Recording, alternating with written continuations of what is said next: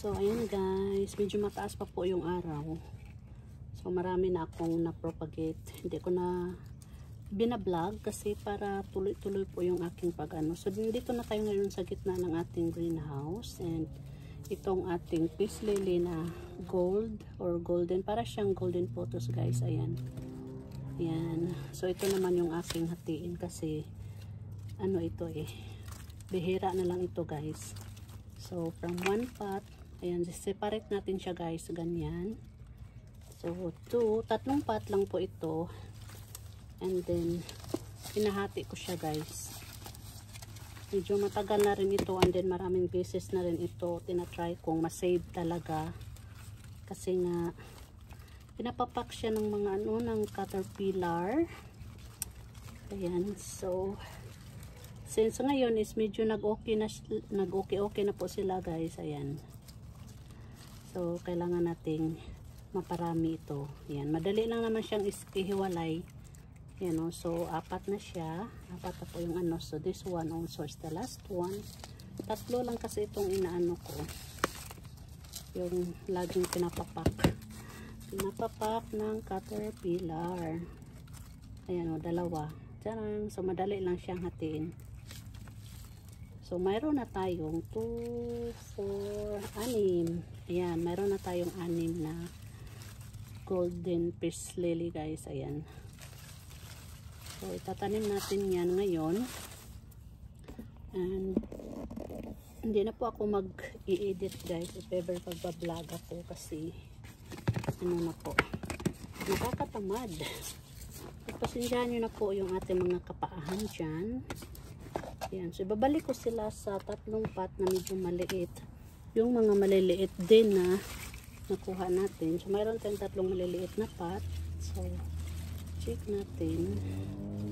Mayroon din tayong tatlo na this one maliliit. So, tama siya sa pot na inalisan natin kanina. Then, this one yung medyo malaki na. So, mayroon din tayong pot. So, ibabalik natin and then aalisan lang po natin siya ng mga roots. Yung ibang roots guys, yung medyo black na roots. Kasi hindi na yan siya maganda. Hindi po yan siya mamamatay. Ayan. And yan, itatanim natin dito. Sobrang ganda nito. Mayroon din akong isang, bali tatlo po yung variety ng aking peace lily mga kabayan. Ayan. Mayroon ako doon sa taas yung sobrang laki ng dahon. Tapos may ano siya, may white. So hindi ko familiar ang name doon. Ayan.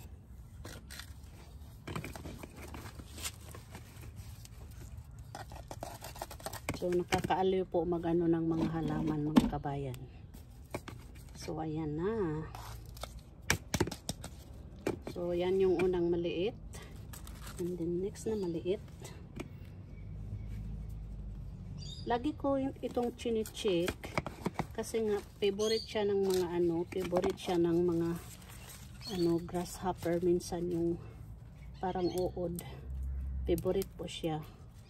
Kaya pag may mga kagat na yung dahon niya is ginugupit ko kasi napapangitan ako. Ayan. Tatanggalin lang natin yung mga roots na mga black. Then, ganyan. Ngunit ito are dry, guys. Diretsuhan na ito. Ayan. So, there you go. Meron na tayong dalawa dyan. And then, last, maliit na is this one. And then, papakita ko po sa inyo yung ating progress ng propagation ng ating pink princess guys.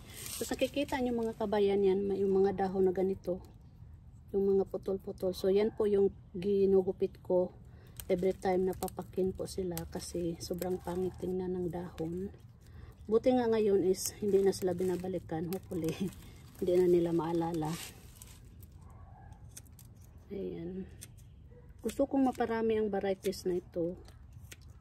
Kasi parang bihira ko na lang siya makikita sa mga shop. Ayan. Ang ganda kasi. Ang ganda niya.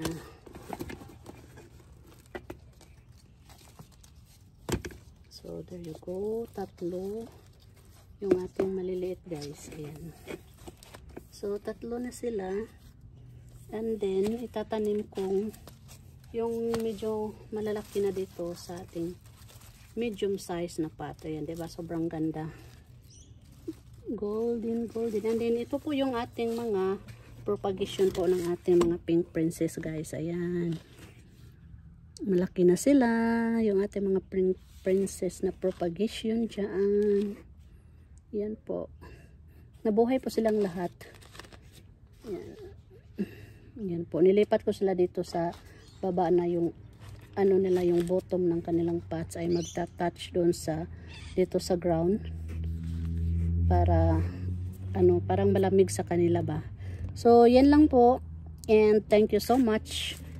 Tatapusin ko lang po yung pagtanim ng ating tatlong malalaki na peace lily. Ayan. So, thanks for watching. Bye-bye.